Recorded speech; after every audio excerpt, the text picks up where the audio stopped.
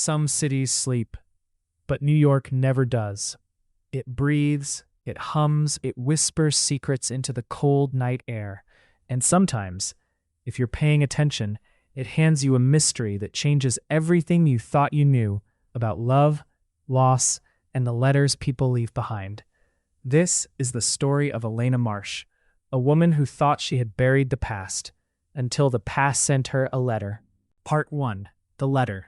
The morning Elena Marsh found the letter, she had burned her toast, missed her subway, and spilled coffee on her favorite white blouse. It was, by all accounts, a perfectly terrible Tuesday. Elena was 32 years old, a senior editor at a mid-sized publishing house on the Upper West Side of Manhattan.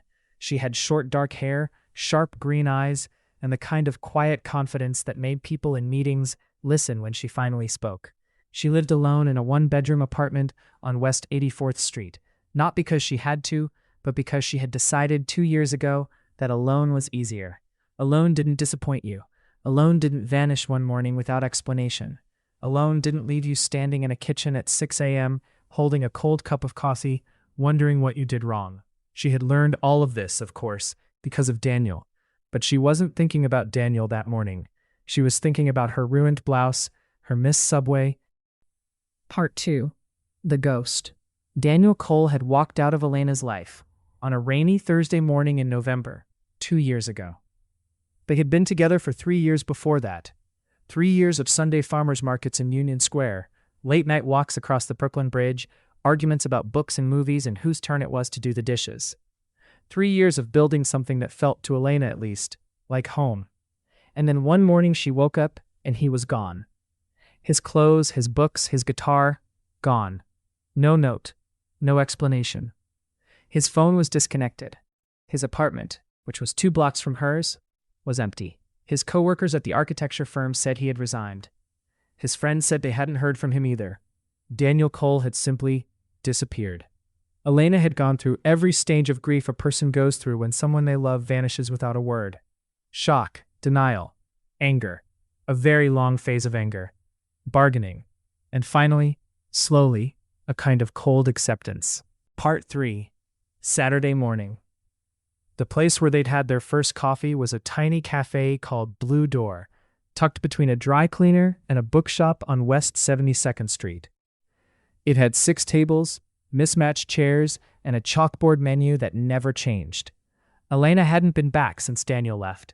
She arrived at 9:52 a.m.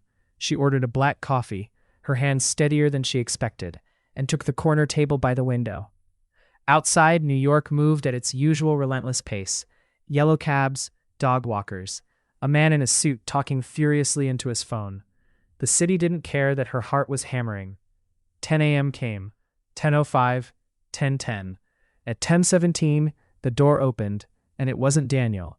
It was a woman, late 50s, silver hair, wearing a long gray coat and carrying a leather briefcase. She scanned the cafe, her eyes landing on Elena with a certainty that felt deliberate. She walked straight to Elena's table and sat down across from her. "You're Elena Marsh," she said.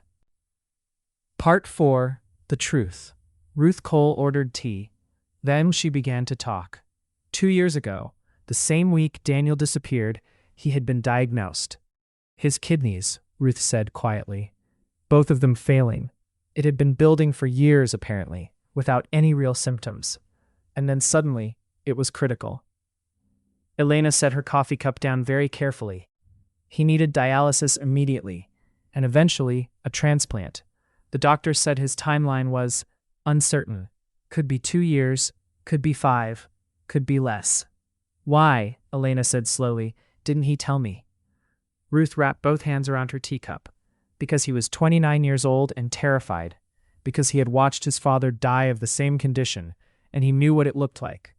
Because, she paused, collecting herself, because he was in love with you, and he could not bear the thought of you staying out of obligation, of you watching him deteriorate, of you, he said this to me, exactly, of you spending the best years of your life. Part 5. Mount Sinai. The hospital room was on the 6th floor, with a window that looked out over the east side of Manhattan. On a clear day, and this was a clear day, you could see a thin slice of the East River. Elena stood in the doorway. Daniel was sitting up in bed, a book open in his lap. He looked up when she appeared, and for a moment neither of them moved. He looked different. Thinner, yes. There were new lines around his eyes. His hair was shorter, but his eyes were the same. That specific shade of dark brown that she had once, embarrassingly, tried to describe in a journal as the color of old libraries. He closed the book. "You came," he said. "You sent a letter," she said. A beat of silence. "Elena, don't," she said. She walked in and sat in the chair beside his bed. "Your mother told me. I read your letter in the taxi on the way here." She paused. All 42 pages of it. He winced slightly. "I had a lot of time." "You had 2 years." Part 6. After. The weeks that followed were not a fairy tale. Elena did not rush back into Daniel's arms with music swelling in the background. Real life is not built that way, and Elena Marsh had never been the kind of woman to pretend otherwise. What happened was smaller, and harder, and more honest than that. She visited the hospital on Wednesdays and Saturdays. At first, they talked carefully, skirting the edges of what had happened, warming up like people learning to walk in new shoes. Then gradually the conversations deepened. Old memories surfaced. Old arguments too, gently and then sometimes not so gently. There were sessions with a couples counselor who Elena insisted on and Daniel agreed to without hesitation. There were days she left the hospital angry, days she drove home in a cab talking to Maya on the phone, saying she didn't know if she could do this. And Maya, for once, said nothing except, "Whatever you decide, I'm here." Epilogue. 8 months later, a manuscript arrived on Elena's desk. The cover page read, "The Last Letter, a Novel," by Daniel Cole. She turned to the dedication page. It said, "For E, who came anyway." Elena sat at her desk for a long time, the manuscript in her hands, the sounds of the city rising from the street below. Then she picked up her red pen, turned to page 1, and began to read.